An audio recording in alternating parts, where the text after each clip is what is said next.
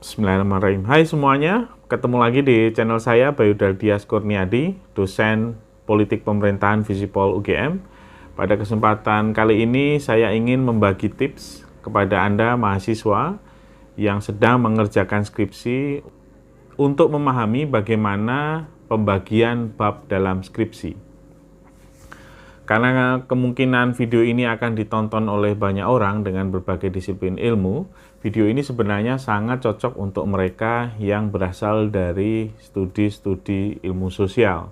Kenapa demikian? Karena studi ilmu sosial itu berbeda dengan studi eksakta. Itu yang pertama yang harus kita pahami sebelum Anda memulai menulis skripsi.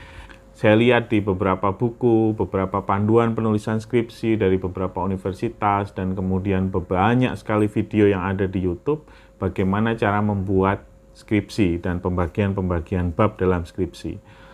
Umumnya, mereka mendiskusikan ada 5 bagian dalam pembuatan skripsi.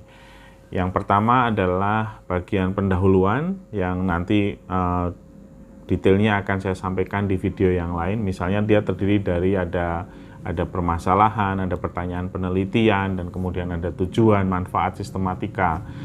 Di bab 2 ada literatur review di situ. Bab ketiga metode dan cara, bab keempat hasil dan pembahasan, dan kemudian bab 5 kesimpulan.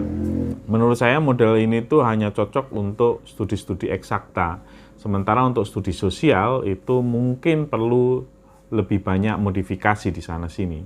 Di video kali ini saya ingin berbagi bagaimana sebenarnya pembagian bab di dalam skripsi untuk mahasiswa sosial. Tapi Anda yang mahasiswa eksakta juga nggak ada salahnya untuk memahami apa yang sedang terjadi di ilmu sosial. Yang pertama, ilmu sosial itu adalah ilmu tentang manusia. Dia beda sekali dengan ilmu-ilmu eksakta. Kalau Anda membuat penelitian eksakta, saya nggak tahu contohnya ya, misalnya lah, Anda ingin membuat penelitian tentang telur gulung misalnya. Di bab 1 misalnya Anda tulis telur dadar ini menjadi makanan tren yang penelitiannya belum banyak. Sehingga kemudian saya ingin membuat eksperimen bagaimana dadar gulung ketika ditambah katakanlah tepung misalnya. Kemudian manfaatnya, dia menjadi bisa lebih murah, tujuannya dia bisa dijual dalam skala komersial yang lebih besar dan kemudian dinikmati oleh sebagian besar anak SD misalnya. Di bab 2, kemudian Anda sampaikan, oke, ini penelitian-penelitian sebelumnya yang ada tentang cara pembuatan telur gulung. Ada penelitian A yang bilang telur gulung ini harus digoreng dengan minyak yang panas, yang penelitian yang ini mengatakan bahwa minyaknya sedang saja, tapi ketika menggoreng apinya harus besar, misalnya kayak gitu. Nah, menurut Anda yang paling tepat ketika membuat telur gulung dengan tepung itu adalah apinya sedang dan minyaknya juga sedang, tidak terlalu panas misalnya. Dan kemudian di bab 3 Anda sampaikan metodenya begini loh, ini pancinya, suhunya segini, apinya segini, semacam itu. Bab 4 kemudian ada kesimpulan, oh hasilnya telur saya nggak enak misalnya. Atau bab 5, kemudian kesimpulan dan saran. Itu sangat standar untuk ilmu-ilmu eksakta.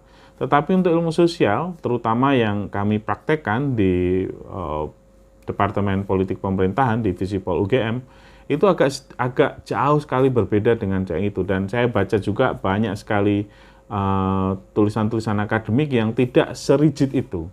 Dalam ilmu sosial, yang paling penting sebenarnya terutama untuk yang kualitatif ya, pembagian bab itu berdasarkan temuan. Kita tidak bisa membatasi temuan Anda terkait dengan hubungan dan interaksi masyarakat dalam bab-bab yang sangat rigid, itu yang pertama.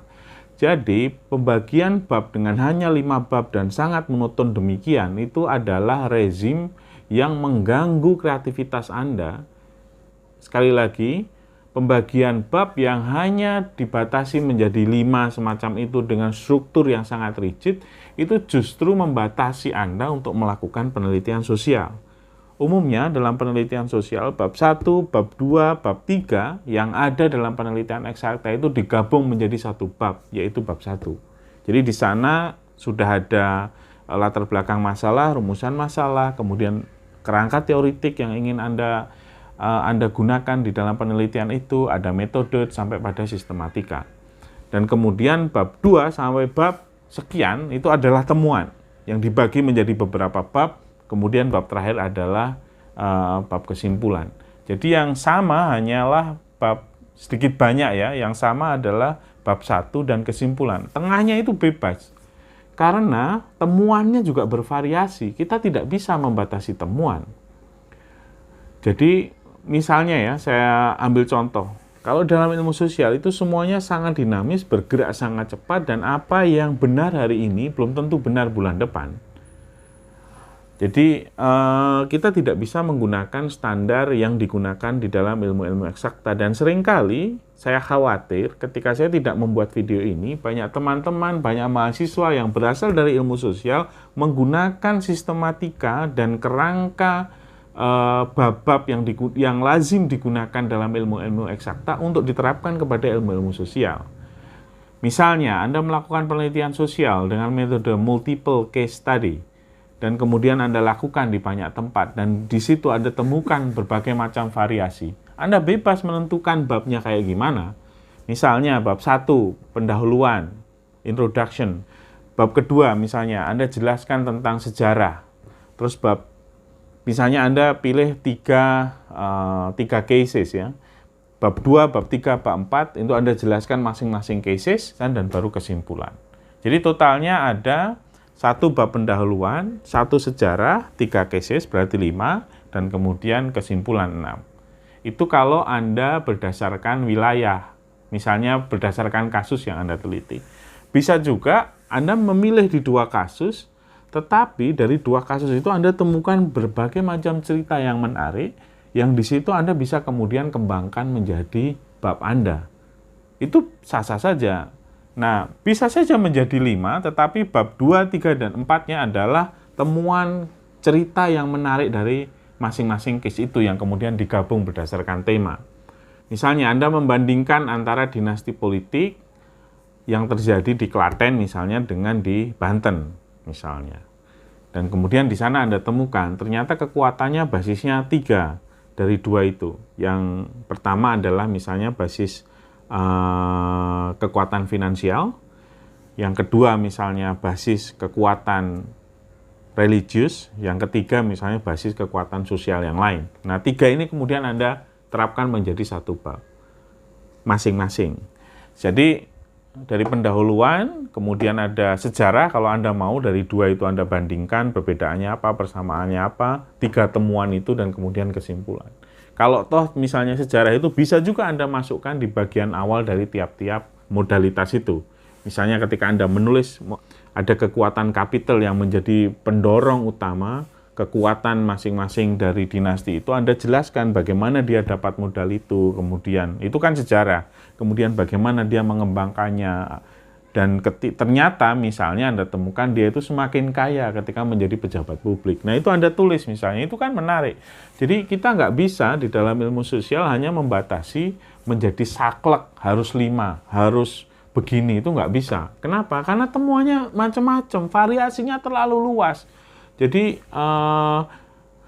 kalau Anda bingung, nah, terus gimana? Masa nggak ada panduannya? Nah, itu gunanya dosen pembimbing sebenarnya. Masing-masing universitas itu saya kira punya panduan terhadap mekanisme penulisan akademik di dalam kampus mereka. Nah, disitulah peran dosen pembimbing, kalau di ilmu sosial ya, sekali lagi, untuk mengarahkan mahasiswanya, kira-kira kamu tuh harus ketemu ini loh, harus ketemu ini, harus ketemu ini gitu.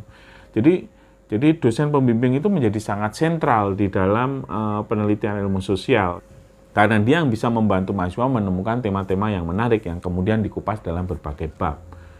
Jadi sekali lagi, kalau di dalam ilmu sosial, sistematika bab dalam skripsi itu bukannya membantu, itu justru mengungkung, membatasi ruang gerak Anda untuk berkreativitas dengan temuan penelitian. Kira-kira begitu. Semoga video ini memberikan pencerahan kepada Anda bagaimana sebaiknya menulis skripsi. Sampai ketemu di video-video selanjutnya, dan jangan lupa kunjungi website saya dan subscribe channel saya. Terima kasih. Assalamualaikum warahmatullahi wabarakatuh.